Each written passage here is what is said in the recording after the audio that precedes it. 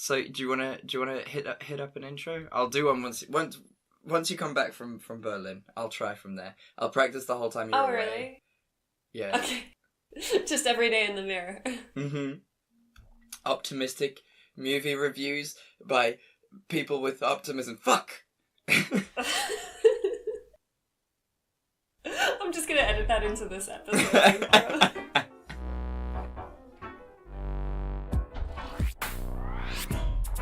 Hi, and welcome to It's Not That Bad, optimistic movie reviews for optimistic people. See, that was lovely. As always. Thank you. It's always lovely. Hi, I'm Chad Ekovitz, and... Oh, I'm Simone LaRue. And yeah, as she said, this is a podcast where we talk about good movies, well, bad movies, and make them sound good. So, what are you doing this week, Simone? I will be doing Warcraft, the beginning, this week, from, I believe, 2016. I think it was definitely 2016. And then I will be doing Gods of Egypt, which I also believe was 2016. So it's a very 2016 year for us this time. I looked up a picture of the director for mine, and he looks fantastic. Alex Proyer, just a gorgeous man. I would advise everyone to just go look up Alex Proyer.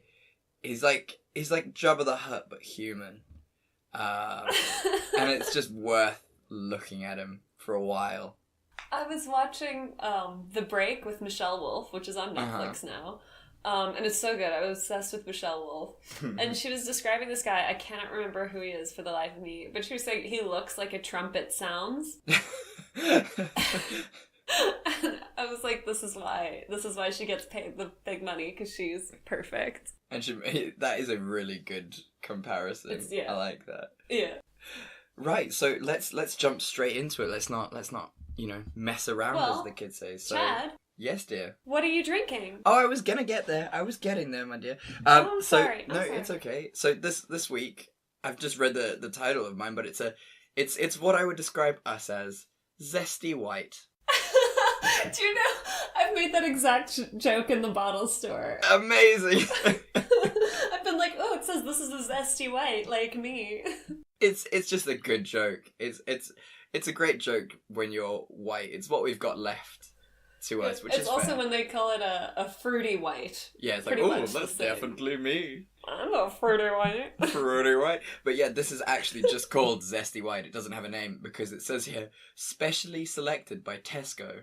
It's just a brand from Tesco.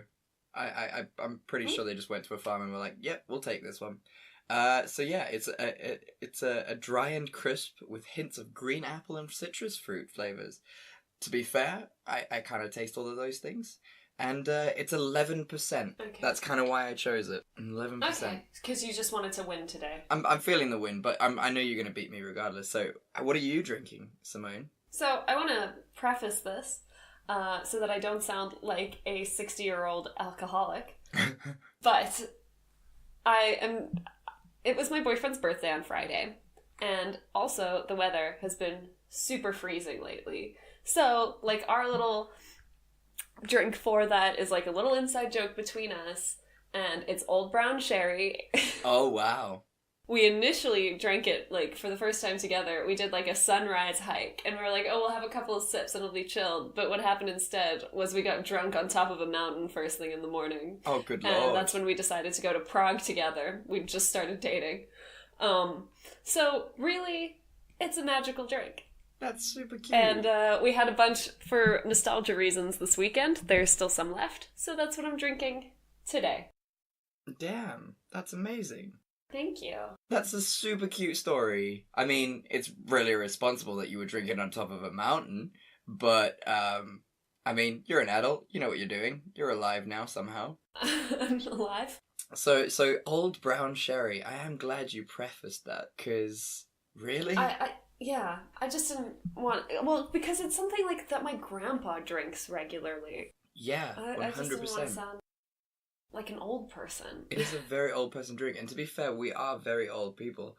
We may be only 24 years old, but we do enjoy to go to bed really early, and, you know... I love going to bed early. We would rather, watch a true crime documentary than go out to a party. Yeah, that's 100% true. And I'm really lucky because now I've like accumulated this group of friends. They're all like fit people. So we go out for dinner and then we go home at a reasonable time. Nobody gets shit-faced because we all have training in the morning. That is a good group of people to stay in with. You keep those They're friends. great. That's lovely. You see, that's so much better than how we were back when we used to hang out all the time, just eating cheese and drinking everything. I mean, I still do that, but I go to bed at a reasonable hour.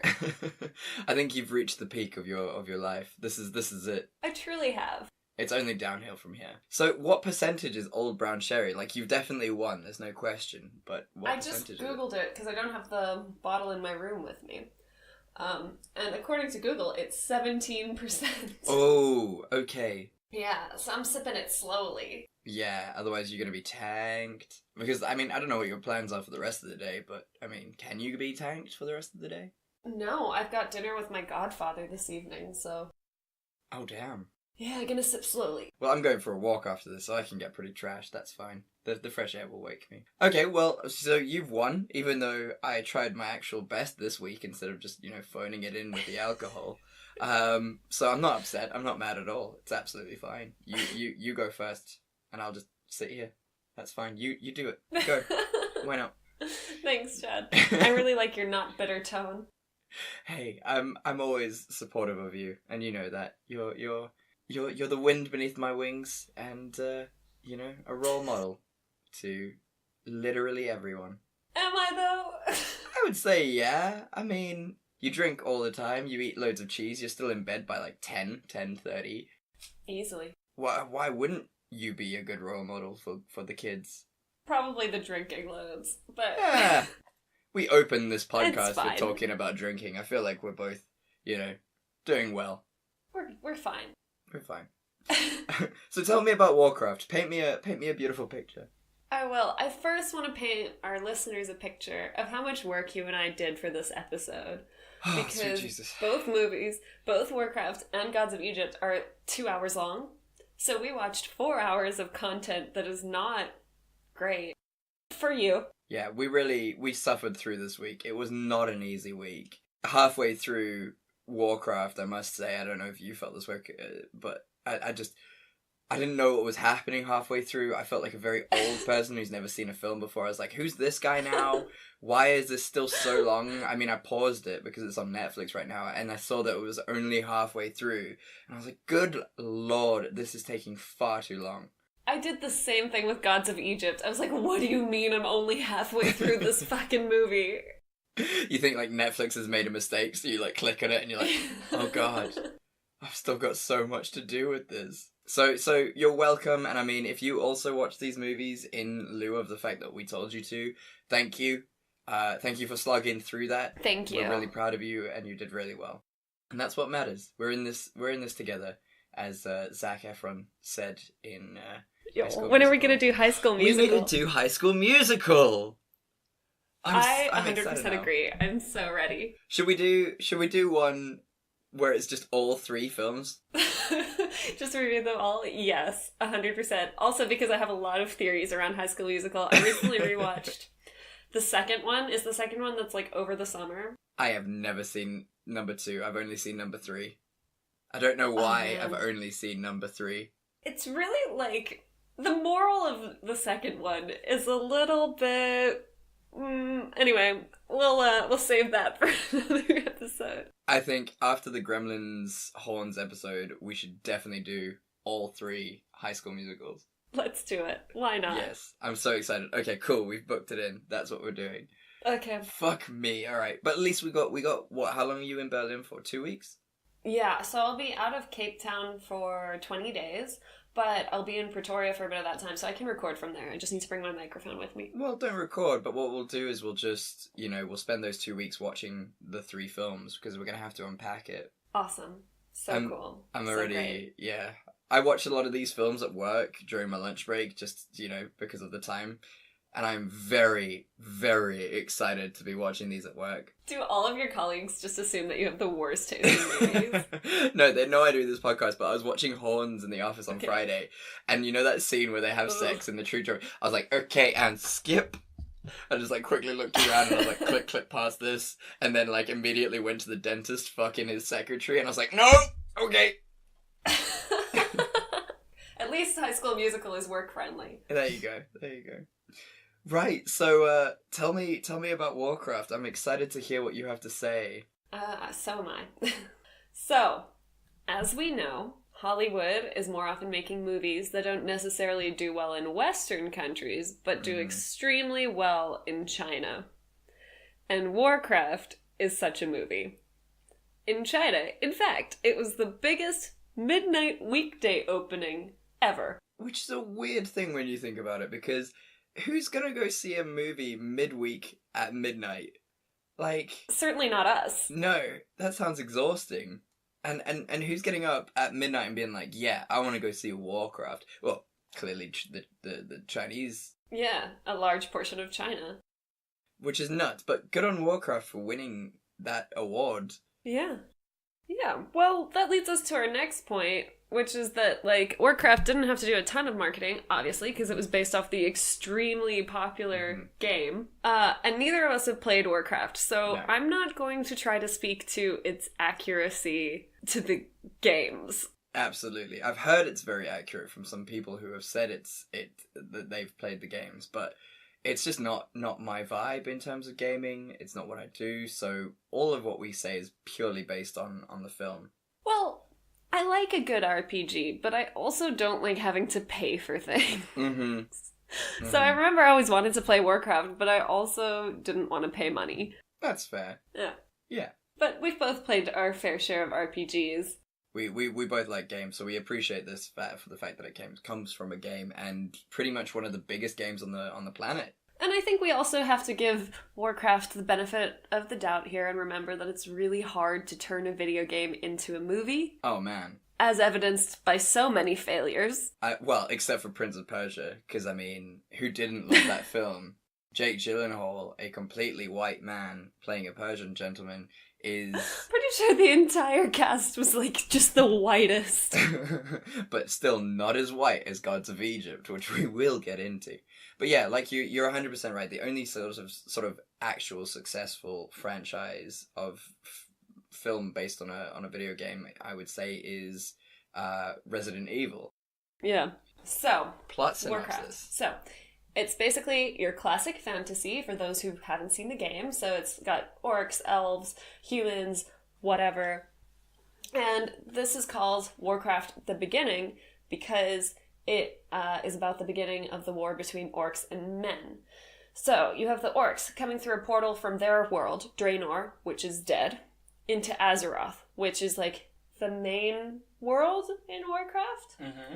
Okay, so this portal is powered by the Fel, which is this mysterious power that feeds off of life to make more power. Like, literally, you have to kill people to, like, keep fueling it, which sounds so sustainable. Yeah, 100%. So the movie's cool because it shows both sides of the conflict. You've got the human cast, which is... It's a sexy cast. Like, it is a sexy cast. There's no denying it. I mean... So you've got King Lane, played by Dominic Cooper, who is still one of my biggest crushes from the History Boys, which is creepy because I'm old now. Well, I mean, I feel like he's older than us, so you're not that creepy. I mean, he is gorgeous. But specifically having a crush on his young character in the History Boys. I guess they're 18. Is it because he's unobtainable because he's gay in that? Well, he's bisexual, I'm pretty sure. Is he, or is he just, Well, he's, like, having sex with the secretary throughout the movie. Okay, fair enough. He's just very sexual and got all the love to give. Him.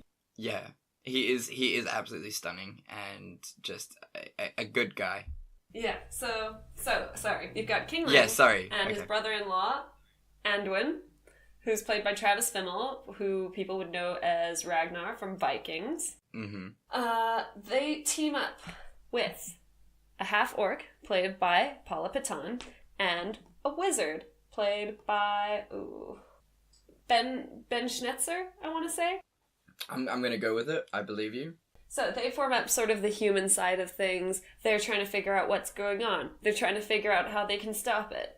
Then you've got the good guy orc, Duratan, played by Tony Kebbell. And he's one of the orc chieftains, and he's like, I don't think this fella's really on the level. Like, I don't think it's as helpful as we think it is. And he's right. So, they're trying to work towards peace between humans and orcs. They're trying to bring down the fell. It seems like it's going great, but their plans are super screwed when Medivh the Guardian, who's like the high wizard, like the most important wizard in Azeroth, turns out he's been messing with the fell for like 6 years, and he's the one who let the orcs into Azeroth. So, the big battle is like against him, against the bad guy orc, who is... I cannot remember the name of the bad guy. Oh, Gul'dan? Yeah. That sounds about right. Played by Daniel Wu. Yeah. So, the movie ends with a setup for the sequel, obviously. King Lane, spoilers, is killed by the half-orc, played by Paula Patton. The fell is defeated, but the portal continues to exist, so you can see that there's going to be further conflict on the horizon between humans and orcs. It's a pretty good setup, and I'm excited about it. Yeah, even though the movie was like 300 years long, you know, you get to the end and it is set up so beautifully for the sequel that you're like, damn it, I am going to watch this. I don't want to because that's another... It's very compelling. Yeah, because that's another like 6 years of my life out the window, but... You know, I am definitely going to watch it. I might not go see it in the cinema, but I'm definitely going to go and see it. Like, either I will, you know, rent a copy or something, but it will be watched. Yeah. Oh, it's great. Yeah. The ending is fantastic of that film. Because you have the humans thinking that the half-orc betrayed them. When she didn't. She did it because King Lane sacrificed himself. And she's great. You've got the baby that was, like, sent off in the river, like Moses, which I always like a nice biblical reference. So you loved Gods of Egypt. Yes, it's very accurate to the Bible. It's 100% accurate to the Bible. It's certainly not accurate to Egypt, so I'm assuming it's going to be accurate to the Bible. So, Chad, give me your thoughts on this movie before I get into mine, because I know you enjoyed it much less than I did. Ah, man, it was so long. It felt like a condensed form of Game of Thrones in the fact that there was a lot of names to remember. It was a little bit confusing for 2 hours getting into it. And, like, to be fair, I understand where it's coming from because, you know, from reading a bit of trivia on this film, it was supposed to be another 40 minutes longer than it was. So there was quite a lot to pack in, and they edited it down quite substantially already into the, 2 hours and 30 minutes that it was. Taking it for what it was, yes, it was confusing, and yes, it was edited quite poorly. But it did have its really good moments. I thought visually it was stunning. Yeah. That CGI was so good. The orcs looked amazing. Oh yeah, the magic looked fantastic. The portal looked amazing. Even the baby, which they can get very wrong sometimes. Speaking of Twilight and Renesmee. God. I mean, the CGI in Renesmee was almost as bad as the name itself. Horrifying. Awful. And we'll probably do Twilight one day. I wouldn't be surprised. When we're short on ideas. When we're short on ideas. That will be the last episode of this podcast ever. So I really, really enjoyed it. What I particularly enjoyed about this film, one of the very few things, was the fact that it didn't just show it from the human side, which I'm sure you'll get into as well. It showed it from both the orcs' point of view as well, which justified what the orcs were doing, which is completely fair, and I think it really separated it from a lot of the tropey, fantasy that we get, that orcs are bad, humans are good, so you know who to root for. In this situation, you're like, ooh, actually, maybe not so much. And then even there is an orc who's like, actually, this dude is pretty fucking evil, we should probably stop him. And they turn against their own for the greater good. He's trying to protect his people, which, you really can relate to. So, I mean, well done. And I actually looked up the name of the visual effects artist and supervisor because I think he deserves a shout out. So, shout out to Bill Vastenhafer, who did a superb job on this film with his whole team. Well done, Bill. But well done, Bill. You killed it. So yeah, that's my thoughts. It was a bit long, bit badly edited, but overall, not that bad. Not that bad. Oh, not that bad. Yeah. Yeah, I 100% agree in terms of, like, the putting in a lot of gray areas, not just, like, humans good, orcs are bad. Like, I think then the movie would have been extremely boring to watch and just, like, such a schlep. Yeah. Because half of, like, the really interesting conflicts in the movie are you sympathizing with both sides. Like, you want to see Juratan do well. You want to see the humans, like, just get to know the orcs better, because some of them are, like, really cool. The big thing with the half-orc killing King Lane at the end is so tragic because you feel so much for both sides of the conflict and all the characters. Yeah, so I thought that was good. Look, it's hard to build up a whole world in 2 hours. Exactly. It's really hard. I think they did the best that they could. I think they included as much as they could. They got in a reasonable amount of character building in it. Like, I feel like I definitely got a sense of who the characters were, and they weren't super one-dimensional. No. I did find the king quite one-dimensional, I won't lie. Just like the standard, like, I just love my country and I'm really good at it. But I liked that. I thought that was cool. Yeah. Same with his brother-in-law, Anduin, who's kind of the hero of the story. Oh, like, yeah. he starts off as a pretty one-dimensional warrior character, and I think they do give him a bit more depth. I think they basically told Travis Fimmel, like, just be Ragnar. And he did that really well. Like, he was, like, interesting and, like, mischievous, and, Yeah. you could see potential in that character. Oh, definitely, and it was nice because they were able to start developing that. And I mean, it's a hard one to do because it's a hard film to make because you've got the people who play the games who don't want to be bored by the film because they know all of it already. Yeah. But you've also got to introduce the characters to people who haven't seen it before and are going to see this film. So you've got to sort of ride that balance between the two. And I think that they did a really good job in that because you feel like you know the characters, but there are definite little things in there that people who have played the games will just get really excited. Sort of like how people in Jurassic World got really, really excited by seeing the goggles in the first truck, because you're like, oh, I remember that. Yeah. That's from number 1 with Tim picking it up, and you just get really excited because there's that bit of nostalgia. So it was really nice. I think the director walked the line really well with that. So well done to him as well. Yeah, I 100% agree with you, and I think something we both haven't touched on, which we feel very, very strongly about, is how strong the female characters were in this film. Yes, great female characters. And also different types of strong female characters, I guess. You have the queen of the humans. She's like this very... she's clearly someone whose strength is her empathy. Like, she's really good at winning people over to supporting them, like, out of a genuine sense of loyalty, because she just, like, innately trusts people. She shows them that she trusts them. She does that a lot with the half-orc. I keep calling her the half-orc because I forget the character's name, and I feel so bad every time. Garona. There we go. Garona, okay. So she does that a couple times with Garona, just being like, listen, like, you don't have to trust us, but we'll just trust you in the meantime. And it was just cool to see such, like, good diplomacy. Yeah. And also, like, good leadership when, in the final scene where King Lane is dead and she's got to take over. And you get every sense that she'll be super competent at it. Oh, yeah. If not more. Oh, definitely. Yeah, and then Garona's also interesting. Like, I think the temptation with a character like that is to just play her as, like, really tough and hard. But she has a nice soft side to her.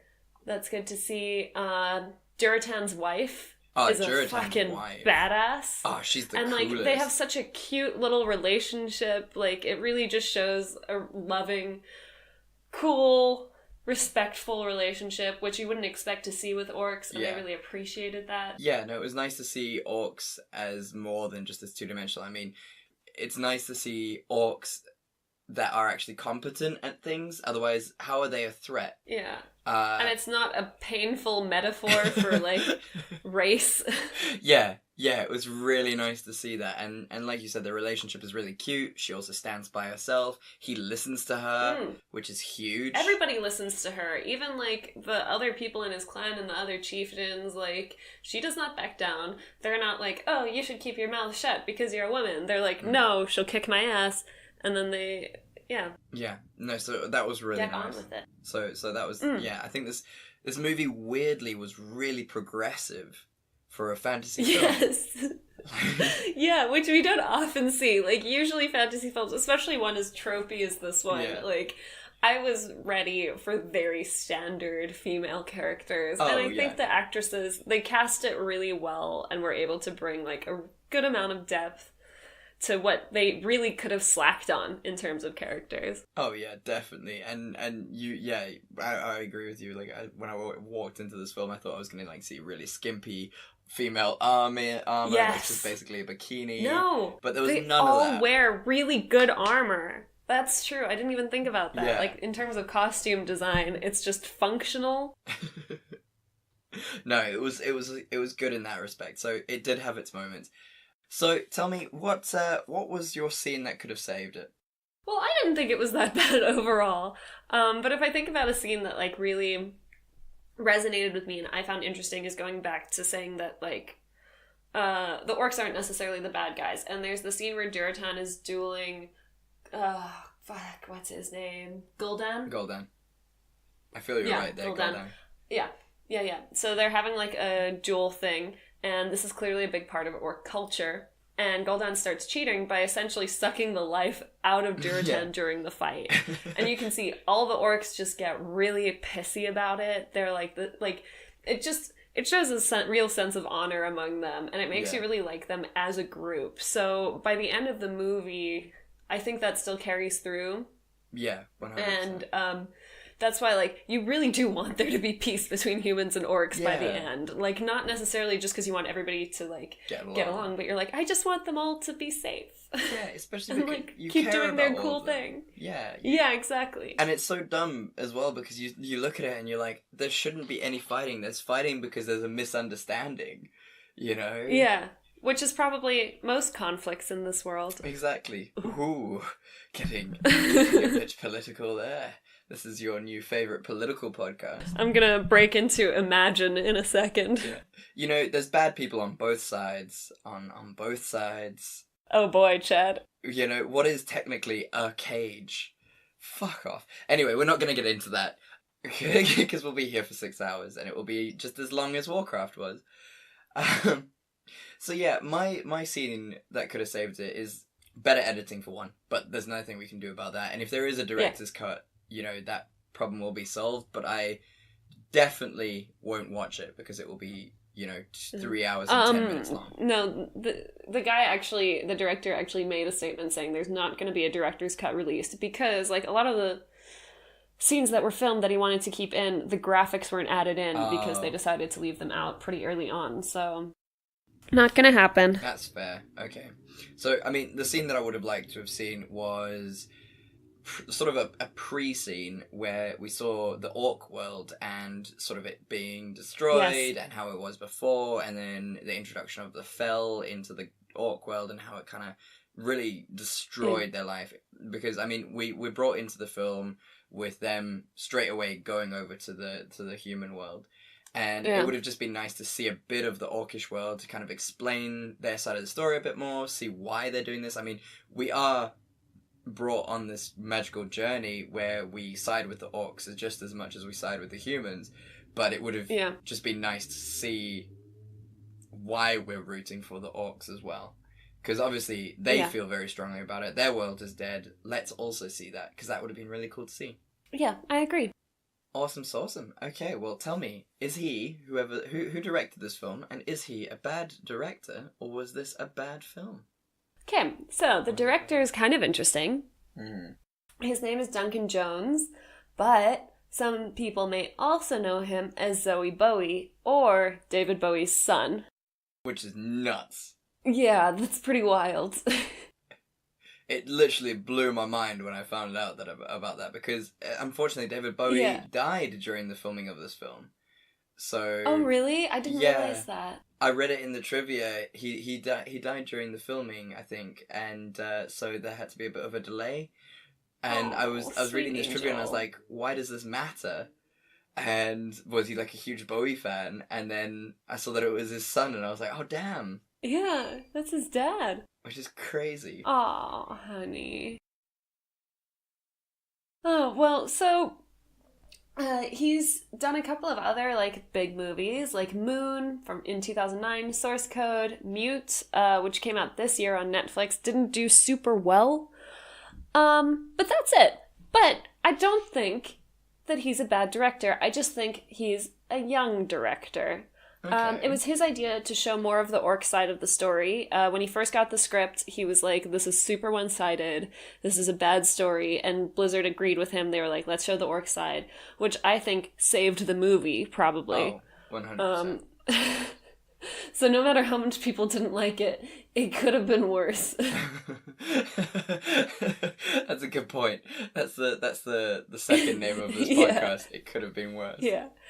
And he, when asked about the movie, said he's very proud of it, but also a bit ashamed. Like, he knows it could have been better.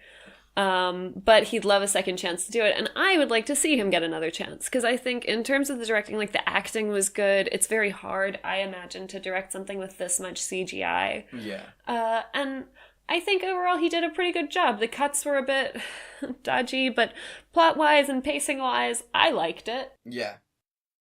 So I don't think he's a bad director. I just think I think he needs more experience. He needs to just keep trying stuff. And I'd be excited to see more of what he does. Yeah. I agree with you in this respect. I think he's not done a lot of movies, and this was a tough film to start with. To start with, but to do in general. Because, it's a sequel, you've got the Blizzard fans, you've got the game fans, you've got people who haven't seen it before, and you're going to introduce. Yeah. There's a lot of lines to walk, and you're also introducing what's essentially going to be probably like a 5-movie situation. Yeah. And then your dad dies. And it is everywhere. Like, if God forbid, knock on wood, your dad died or my dad died, it would just be kind of personal between our families. He's got to see it everywhere in the papers. Yeah. Like, throughout the world. That can't be easy. I would imagine, like, then you're also sharing their death with so many people, you know what I mean? Like, it's not just something you can quietly get on with. Like, so many people are grieving, and you have to share that and accept that the death doesn't just mean something to you or your family. I don't know. Poor guy. No, it's a tough one. That is a really, really tough one to deal with. So, but yeah, great. I think he's definitely got potential. You've heard it first here, folks. Watch out for this guy, Duncan Jones. Watch out for him. He's going to do super duper well. But yeah, that was nice. Nice one, Simone. Good work. Thanks. I enjoyed that. So, shall we do this? Shall we do Gods of Egypt?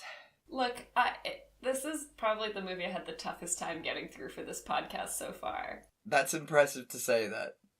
The fact that you feel so strongly about this movie, and we have watched Suicide Squad for this podcast, and that you found... I would rather watch Suicide Squad 1,000,000 times than have to watch this garbage fire again. Wow. You see, I didn't find it that bad. Like, genuinely, not just because of the podcast, but I just genuinely didn't find it that bad. Wow.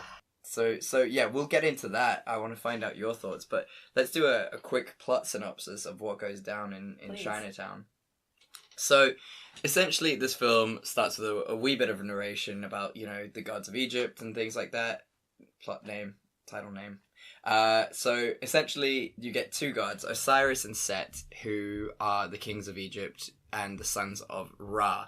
So, Osiris rules over nice Egypt, which is, by the Nile. It's got beautiful cities and whatever, and it's really lush, and things happen and it's thriving. Yeah.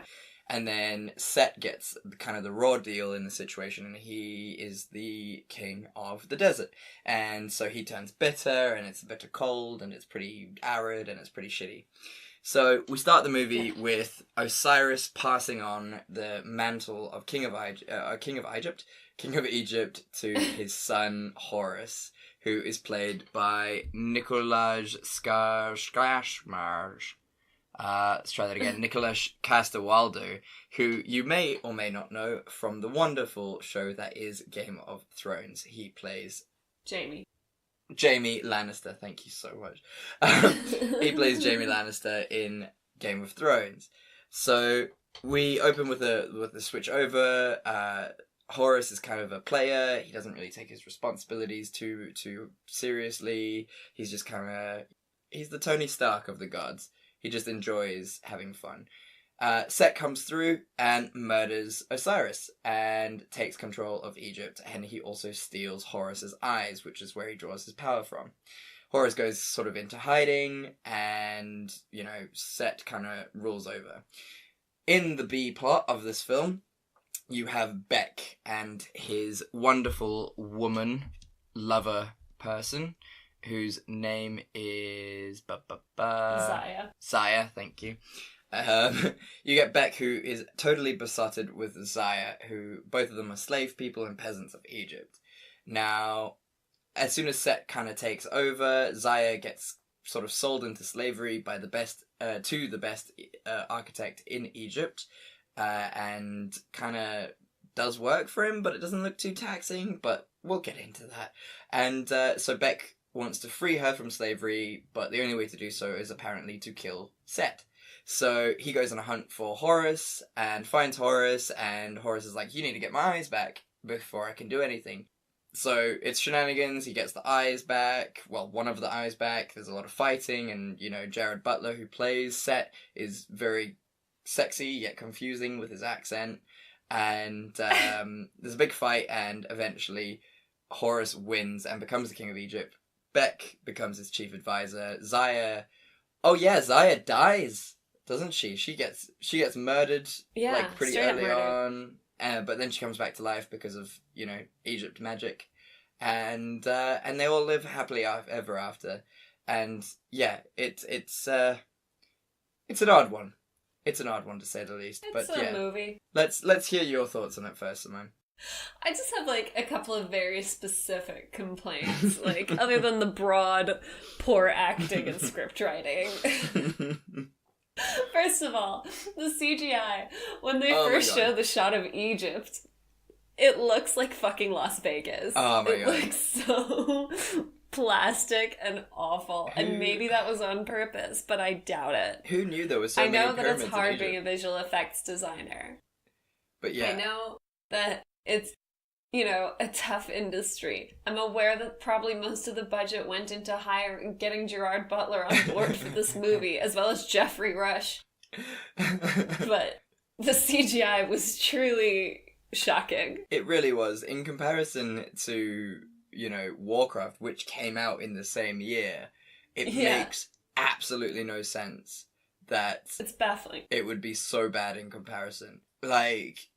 That's just upsetting. So that's complaint number one. I think I know what complaint number two is going to be. Could it possibly be the fact that in a movie called Gods of Egypt, there is not one single Egyptian? Not a single Egyptian person is in this entire movie. I assume they boycotted it. Or, very specifically, they were like, we're going to trash this culture anyway. Let's not bring Egyptian people on board to do it. Let's use white people. And they do.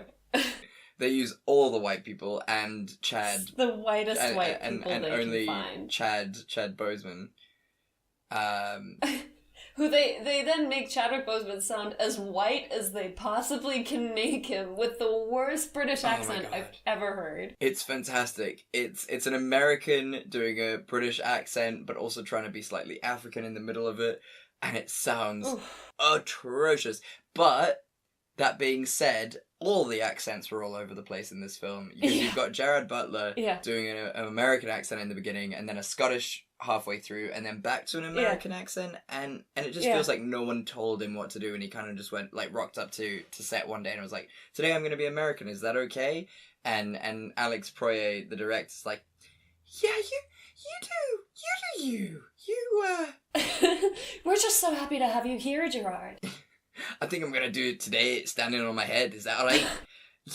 Yeah. You know what? You do you, babe. You do you.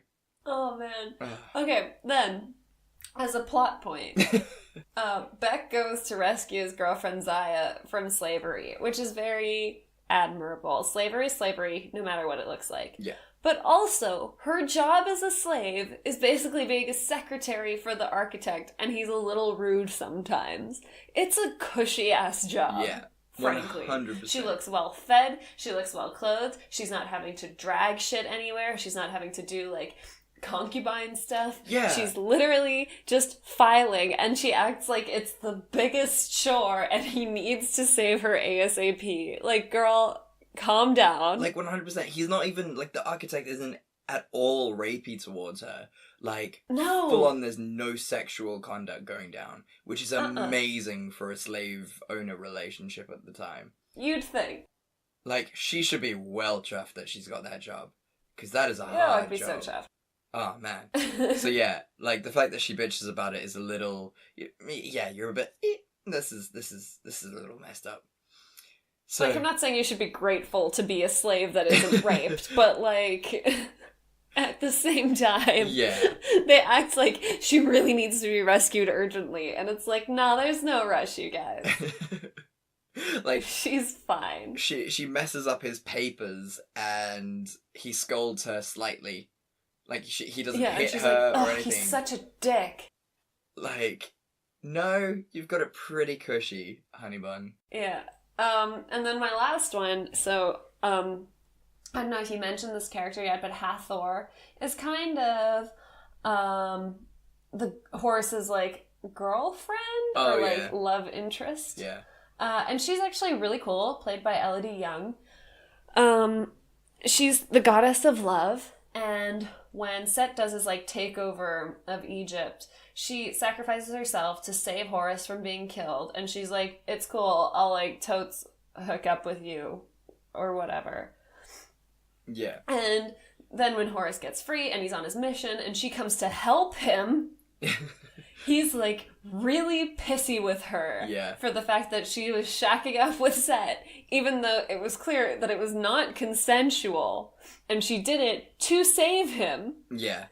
Like, what's implied here pretty heavily is that essentially she was raped. Like, and it's not times. like... Yeah, and it's just about Horus's problems, though, as usual. It's literally the equivalent of, like, Princess Leia seeing her home planet blown up and then having to comfort Luke for the next 3 movies. Like, that's what it feels like. She's like, I got, like, raped a bunch. You just hid in the desert. And he's like, oh, it was really hard. Yeah, 100%. And he complains to her and, like, he's just, like, lost his eyes. She saved his life and then had to deal with Set, who is, like, a megalomaniac. And like, he has no room to complain. And it's just, that is upsetting. I will agree with you on that one. It's very upsetting. But yeah, overall, I enjoyed this film. I thought it was great. There were lots of little dialogue-y bits between Beck and Horace that were just fantastic. There was lots of little laughs. Yes. Which was really nice. Some I enjoyed banter. that. I enjoyed the fact that the goddess of love, she was just very much her goddess type of person, in the fact that, she really stood for love. Everything she did was out of love. She sacrifices herself yet again for Beck and Zaya because of how much Beck cares for Zaya and loves Zaya. And I think her as a character is really good. I think there's a scene where 2 of the other gods ride giant snakes through the desert. Oh, and that is cool. Badass, because they breathe fire as well. That whole scene is great. And that it has its moments. It's not a very good film. I think it's definitely a Sunday night movie.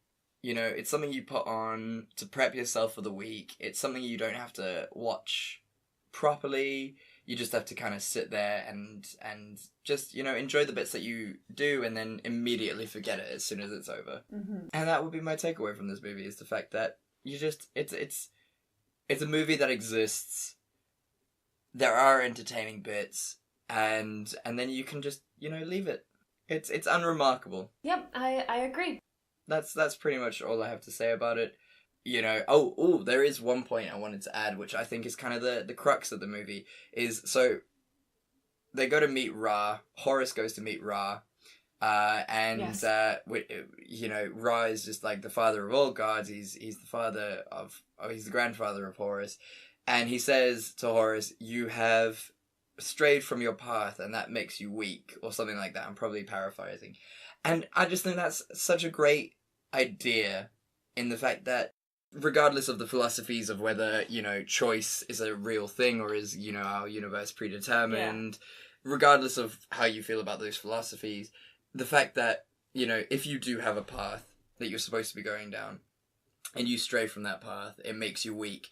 It's like a really nice sentiment, because if you think about what your goals are, and if you stray from trying to achieve those goals and you become like lethargic and really like gluttonous and lazy, that's a really nice idea, and it's a really good metaphor to put in place for trying to stay on your goals, because your goals are what drives you forward. It's what gives you strength to keep going. I mean, we all want to achieve something in our lives, and we all have those ideas of what we want to achieve, and when we don't achieve them, or we stray away from the path of achieving them, it is as if you were lazy. It is as if you were weak and tired, and I think that's a really nice image. And that's something I took away from this. Yeah, that's nice. Yeah, I thought that was really nice. So what's your scene that could have saved it? My scene that could have saved it. Well, very much like you in Warcraft, I felt that this film didn't really need saving. But if it does need saving, which you very strongly think it does, I think a scene showing, very much like Warcraft as well, I think a scene before seeing Set's sort of life as the king of, the desert would have been really nice. Just to see sort of the bitterness and the cold and why it made him that way. It would have been really, really cool to see that. And I also got really annoyed with them revealing Ra in like the second act. I think Ra is such an important bit, and they speak about it. It's like Ra is the all-father kind of thing. I know that's Norse religion, but Ra is this big thing, and it would have been a really nice third act reveal that we like speak of him through the first and second act, and then he's revealed in the third, and he's like this very powerful god. But the fact that they revealed him so early, it's like, oh, we need to speak to Ra. And then they do it. There's no sort of challenge or anything. It's just it was a wasted opportunity. Yeah. I think those are the two things that I think would have made the film a lot better. How about you, as someone who disliked this movie so thoroughly? What's the scene? One of the things that made the movie really hard to enjoy was the fact that like the main characters don't really have to struggle for anything. Like Beck pretty much gets through every obstacle thrown at him fairly easily. Like he doesn't have to sacrifice anything. I would argue that Zaya dying wasn't him sacrificing anything. It was just an accident. And the same with Set. Like Set, while he accumulates power throughout the movie, also doesn't face a lot of obstacles. Or at least none that he has to sacrifice to overcome. So the story ends up feeling really redundant, because at no point do you fear for Beck's life, and at no point do you think that Set might be like defeated early or anything like that. Like it's hard. It's not very good character development. It makes it really hard to care. But one scene that really stood out for me was the one where Hathor sacrifices herself by taking off the bracelet that protects her from all the demons that want to drag her down to hell? The underworld? The underworld. She sacrifices herself for Beck to say goodbye to Zaya one more time, because that's who she is. And she says, like, if she doesn't do this, then how can she call herself the goddess of love? And that was really cool. Like, she was basically the only interesting character because of that. And I would have liked to see more scenes like that, of just people knowing who they are and sacrificing accordingly to achieve a higher goal. Yeah, no, and also the arms dragging her into the underworld were super well animated. It was such a cool effect. It looked so good. It was great because it was so swift as well. Like, as soon as she took off the bracelet, they were there. It was like they were always behind her, just like waiting for that moment. It was great to see that. And she was the only true purposeful god. Like, I felt the other gods, even Horus and Set and Osiris and Yeah. a little bit of Ra, were just kind of guys who were fucking around with their power. Everyone else was like, Yeah. I'm gonna, well, especially her. She knew what her Yeah. god power was, and she stayed to that, which was really lovely. Yeah. Right. So, bad director or bad film? Alex Tell me. Proyas, or Proyas, depending on what you know, he's not French, but I feel like Proyas, I don't know. I'm going to say Proyas because it just sounds nicer on the tongue. But yeah, so Proyas hasn't done a huge amount of movies in that are well known, but he did I, Robot, The Crow, and his last sort of debut film was Knowing, with everyone's favorite actor, Nicolas Cage. The Knowing was a terrible film, and you know, I don't think that was his fault, to be fair. It was the fault of the script, because essentially what it was Nicolas Cage's children were aliens, I think, and there was suicide and the prediction of the end of the world. I think that's what this film was about, but the kids knew it, hence the name Knowing, and it was just a really weird film, and it ended with aliens and the kids having to go back to the aliens, and it was weird. But that's not, you know, what we're going to focus on here. We're going to focus on I, Robot, which is a film he directed, and The Crow, which was also another film. Now, I haven't really seen The Crow, but I've heard great things about it. It's a very action-packed, you know, sort of thriller / superhero-y film. And then I, Robot is just such a good film. Will Smith is a treasure. What, did you not enjoy it? I'm not a huge, like, robot movie fan, if that makes sense. I mean, I'm sure it was very good if you like that sort of thing. It just wasn't, like I wouldn't watch it again. Okay, fair enough. I mean, each to his own. You can't, you know, like everything. That's just... Yeah, I have no problems with it. It's just not for me. Yeah, no, that's fair enough. So, yeah, I liked I, Robot. I thought it was great. Will Smith's a treasure. Oh, sorry. I'm sorry. Did you hurt Oliver? Sorry, I woke up my cat. Oliver, you can come and live with me anytime. He's been napping all day, so I don't feel that bad, but he is incensed. Oh, he's such a handsome boy. Oh, he's so good. He's so good. That was a good distraction. I like that. So yeah, I think he's half and half. I think he's not necessarily a bad director. I think he gets lots of boy films. I know that's really stereotypical, but I think he just gets a lot of boy films, like I, Robot, The Crow, Gods of Egypt, Knowing. They're all really, you know, sort of, I'm a man and I like to watch people beat the shit out of each other and women get kissed, and, you know, that's what I feel like with all these films. So you can't really tell if he's choosing these films, then fair enough. Then he's a bad director because he's just, you know, kind of a dickhead. But if it's a case of people just, you know, keep giving him these films and he's like, yeah, fine, then it's a bit, you know, he's not a bad director. You know, I think Jared Butler's performance was okay. I think Nicolage's performance was pretty alright. Yeah. I would say he's an okay director. I wouldn't say he's bad, but I definitely won't say he's good. He sits in the middle. Yeah. So yeah, that's my thinking on that matter. And well, we can put these two films to bed.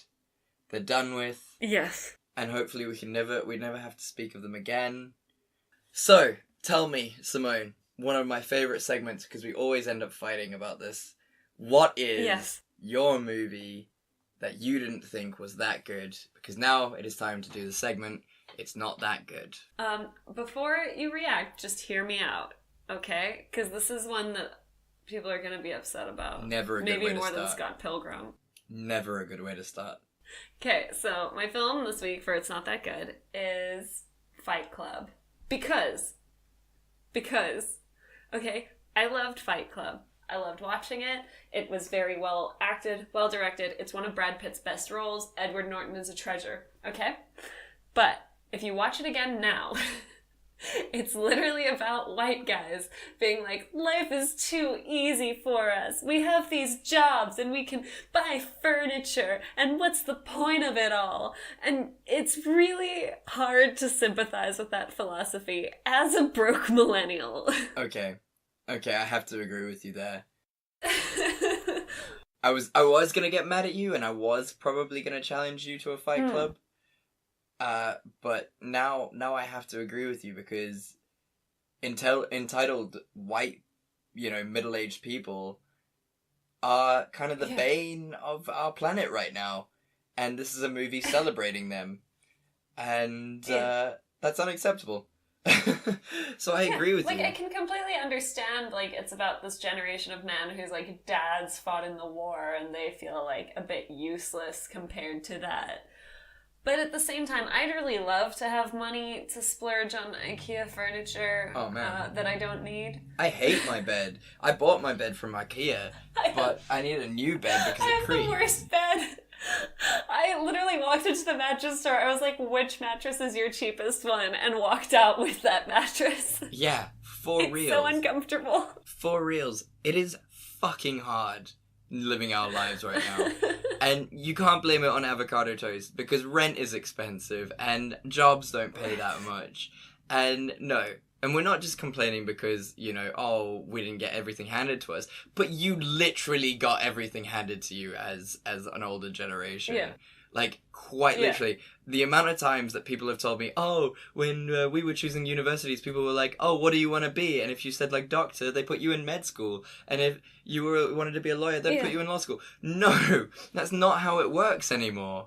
It's so hard to get into, like, a good university nowadays, on top of, like, paying the fees. So, like, I don't know about you, but I am paying off student loan debt very slowly. Yeah, I'm about to go into student loan debt because I'm gonna start studying again pretty soon. Oh, sorry, some dickhead's revving his engine outside my window.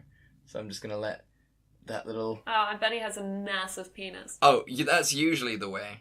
I've heard that about that. If you drive really fast and rev your engine, you have a massive penis. I've heard that. Just huge. Just massive, yeah. And we say this as two people who work, like, full-time jobs at the moment. Like, we're not slacking off. No, we do our full-time jobs to pay for things, and then this is on our side. Like, we do not get paid to do this at all. Like, no. We do the research, we go into this because A, we enjoy it, yeah, sure. But B, we kind of want this to be our jobs, but it is not. We're doing this because, it's the thing that brings us a little bit of joy in this endless Sisyphean cycle of fucking paying bills and then losing money. So the last thing I'm gonna fucking complain about is that I have all this money to waste on shit, so I need to go fight. Also, both of us do martial arts. Yeah. Like, I can do that and have an outlet and then not blow up buildings because I'm a dickhead. Yeah, 100%. And also, that basic premise of, if we blow up the banks, the debt will be reset to nil. No. Not how that works. Like, it's a good plot point. I kind of understand where you're coming from. But, no. I definitely think, I think Chuck Palahniuk, who wrote the book prior to the film, did not think it was going to blow up like this. Because his other books are, very different from this one, but equally as good. Yeah. But for some reason, just this film blew up. But also, if you look at the sort of the demographic of this film, it is very broski. Very, very broski. Yeah, it's a dude movie. But yeah, if I meet a guy now and he tells me his favorite movie is Fight Club, like, I'm 24. If I meet a 24-year-old guy, not an 18-year-old, because, like, that's forgivable, but, like, a 24-year-old guy, and he tells me his favorite movie is Fight Club, I'm like, we're not gonna be friends. Because, first of all, have you not seen a good movie since the early 90s? I mean, there are plenty of things that are better than Fight Club. And also, it's like the least interesting movie you can pick to have as your favorite as a white dude. Or as a dude in general. Or as a person. Yeah, just any human being ever. Yeah, 100%. I've got to agree with you there. And I mean, it tries to be profound in a weird way. You know that bit where he beats the shit out of Jared Leto and is just like, I want to destroy something beautiful. Destroy something beautiful. And you're like, all right, you need to just take a bit of a sit down. Yeah. I mean, I've wanted to punch Jared Leto in the face too, but not for that reason. No, I just want to punch him in the face because of what he's done to 30 suns to Mars, 30 seconds to Mars. So yeah, okay, I agree with you. I was gonna get mad, but then you saved it, so I'm proud of you. Yeah, like nicely done. My movie that I have chosen is not that good, and I feel like people are gonna get mad, and you can. And we've kind of spoken about this before, but Something About Mary. It's a fan favorite. Oh yeah. You know, there are scenes that people speak about for ages, such as getting the balls stuck in the zip, which is still funny. It is always funny. It is always funny. And the sperm on the ear being used as hair gel. But that's not my problem with the movie. And I mean, we've spoken about this before. Comedy doesn't age well, but yet somehow, the comedy in this film has actually stayed pretty good. I mean, there's a lot of unnecessary hatred for disabled people, which is kind of fucked up, which I didn't enjoy so much. But the rest of the comedy is actually pretty good. My issue with this film doesn't stem from that. It's from the idea throughout the whole film that women don't have a say in who they date.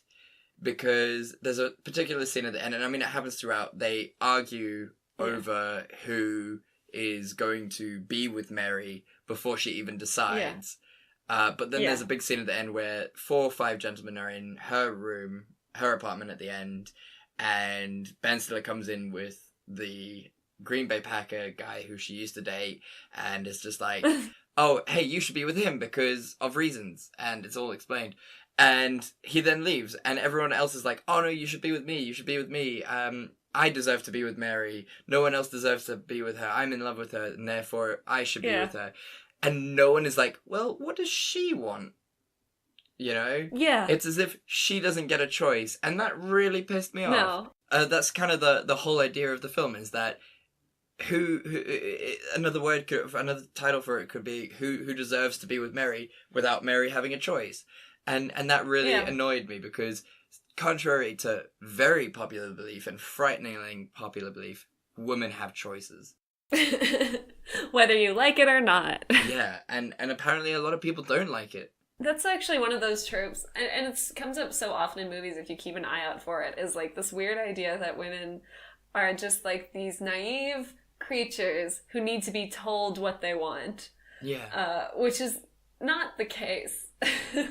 I've had once or twice, I've had guys be like, oh, your boyfriend's all wrong for you, I'd treat you so much better. And I can tell you right now that doesn't work.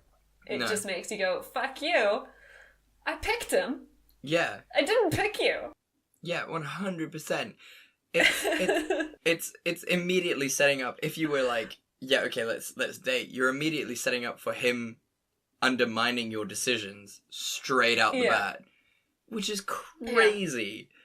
If someone said to you, no, you shouldn't have the muscles for starters, you should have the bone marrow because you deserve the bone marrow would be more delicious, you'd be like, well, fuck you, that's my decision.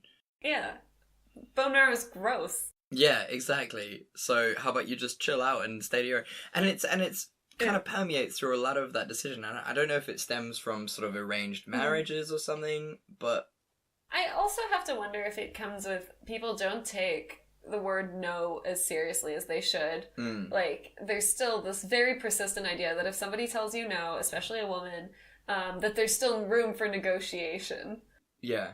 You know, like, if you say the right thing or you do the right thing, then she'll change her mind. No is a complete sentence. It's not the beginning of a negotiation. Yeah. Just be happy that this person was honest with you and move along. Yeah. There's actually one of my favorite...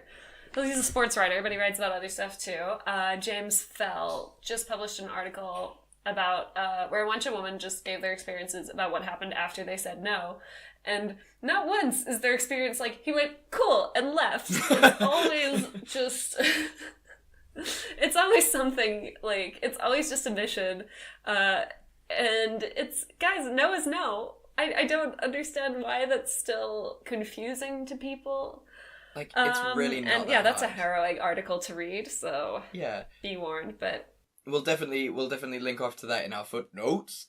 yes. But yeah, I feel, and another thing that we'll link off to is the tea metaphor.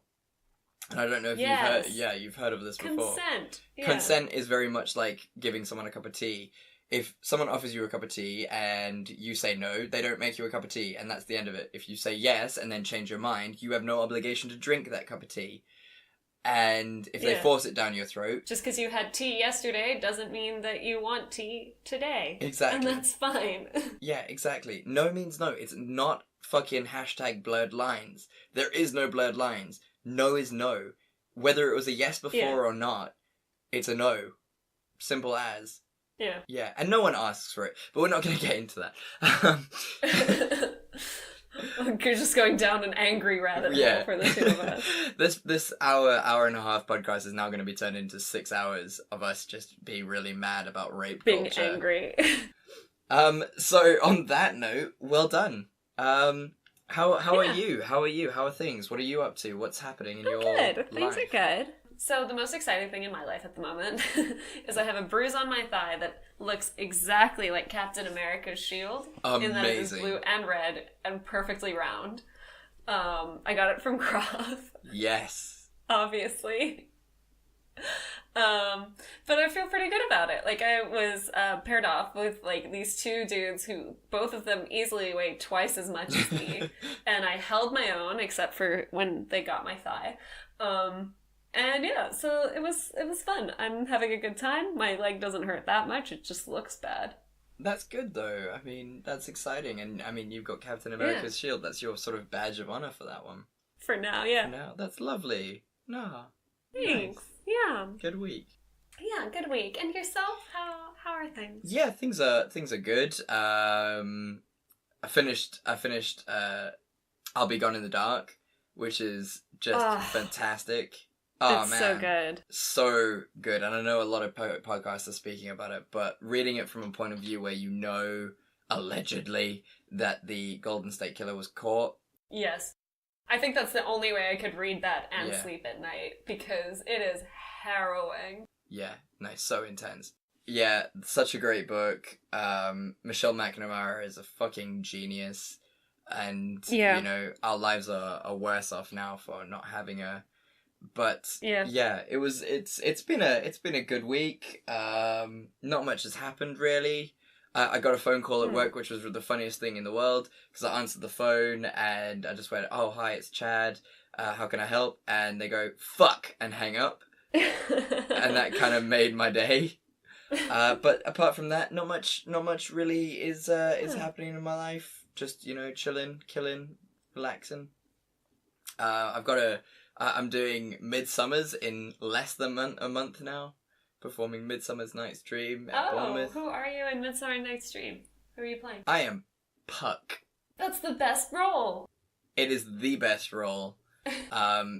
So yeah, I feel, uneventful week, but that's kind of, I would base it on the fact that we had to watch two 2-hour-long movies. Yes, and I was prepping for next week at the same time. Shall we tell people what movies we're going to be doing next week?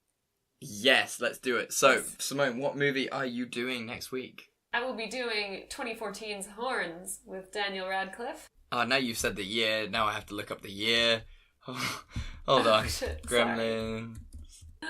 No, I know what year your movie came out. It was 1990. Oh, really? Yeah. Oh, damn, you're 100% right. Yes. And, nice.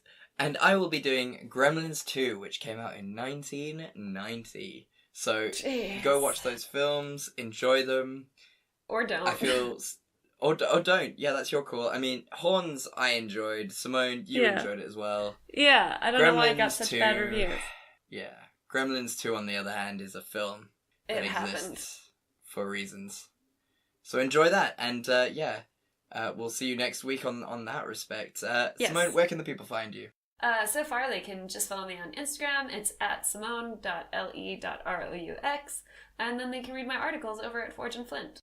Lovely, lovely, jubbly. You can find me on Instagram as well under chatsby1993.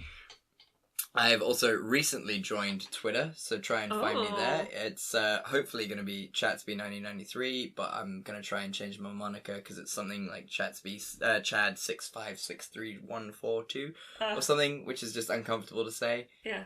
So yeah, find me there. I also write for Forge and Flint. It's the parent company of this podcast as well. Yes. So visit us at www.forgeandflint.com. That's just spelt normally on all three. And yeah, if you have anything to write or say, come, submit. It'll be good. Come do that for us. Come do that. So yeah, thank you so much for listening. If you liked what you heard, share it with people. Tell your aunts, tell your uncles, tell your mums, tell your dads. Share us on social media and subscribe to our podcast and tell us what movies you'd like us to be optimistic about. Yeah, and if you have it, exactly. That's a really good point.